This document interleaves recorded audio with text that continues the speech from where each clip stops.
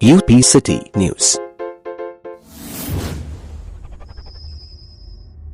आज हमारे साथ फतेहाबाद विधानसभा से सपा प्रत्याशी रूपाली दीक्षित हैं, जो लंदन से पढ़ाई करती हैं और दुबई जाके नौकरी करती हैं और फिर समाज सेवा के लिए फिर अपने वतन वापसी करती हैं। आज हमारे साथ उन्हीं से बात करते हैं, ख़ास मुलाकात है।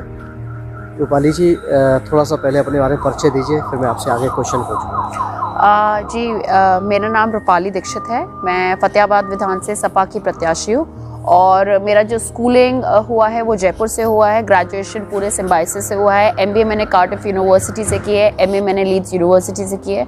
उसके बाद मैंने जॉब किया है एंड करंटली बस मैंने अभी अपना LLB ख़त्म किया है। शुरुआत हमारी माध्यमिक परिवार से हुई थी।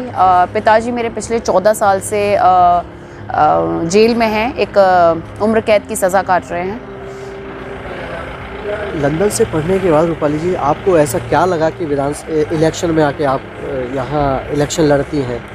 ऐसी क्या ज़रूरत पड़ गई? जी, ऐसा नहीं था कि मैं शुरू से ही अपना करियर पॉलिटिक्स में चाहती थी। मेरे पास ऑलरेडी करियर था। मैं एक मार्केटिंग एग्जीक्यूटिव थी दुबई में, कॉर्पोरेट कम्युनिकेशन एग्जीक्यूटिव थी। लेकिन जब मैं यहाँ आई तो मैं जिम्मेदारी तो सिर्फ अपने पिताजी की लेने आई थी, अपने परिवार की लेने आई थी। पर जैसे ही मैं अपने लोगों के बीच में गई, पिताजी से जो जान पहचान के उनके लोग हैं, उनके पिताजी पहले से यहाँ पे 3 बार चुनाव लड़ चुके थे।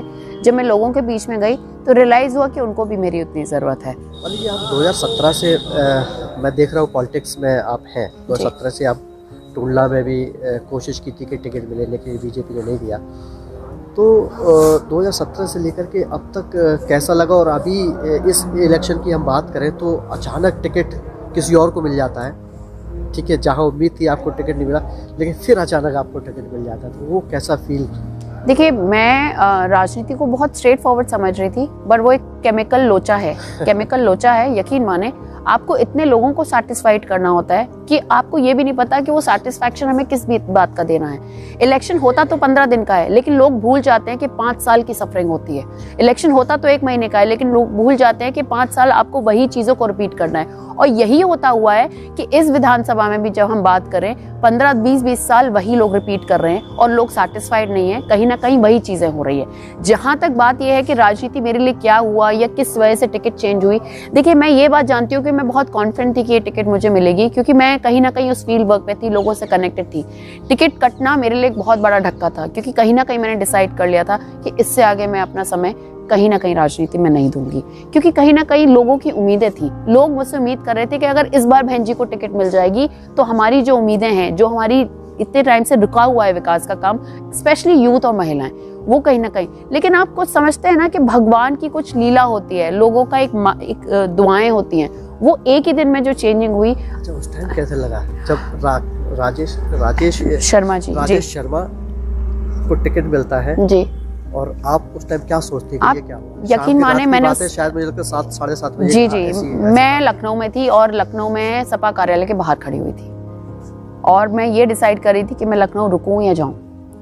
मैं रात में ही निकल गई। हम 2:30 बजे वापस पहुंचे। मैं नेक्स्ट डे फिर 9 बजे निकली लखनऊ के लिए। आने के बाद मैं फिर निकली 9 बजे और मैंने 3 दिन तक कपड़े चेंज नहीं किए थे। मैंने ब्रश भी नहीं किया था। मैं वैसे ही वहीं खड़ी रही। जब मैं सड़क पे खड़ी हुई, जिस दिन 19 तारीख को मेरी टिकट डिक्लेयर हुई, 19 तारीख को सुबह 10 बजे मैं सपा कार्यालय के बाहर खड़ी थी।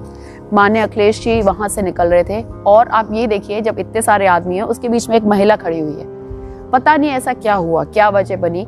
11 साढ़े 11 बजे मैंने बिल्कुल फाइनल कर लिया कि अब हम जा रहे हैं, क्योंकि अब इतना कोई मुश्किल है। B फॉर्म मिलने के बाद आप उम्मीद छोड़ देते हैं। एकदम से ऐसा हुआ कि सब लोगों ने बोला, भाई यहाँ पे रूपाली दीक्षित कौन है, साहब बुला रहे हैं।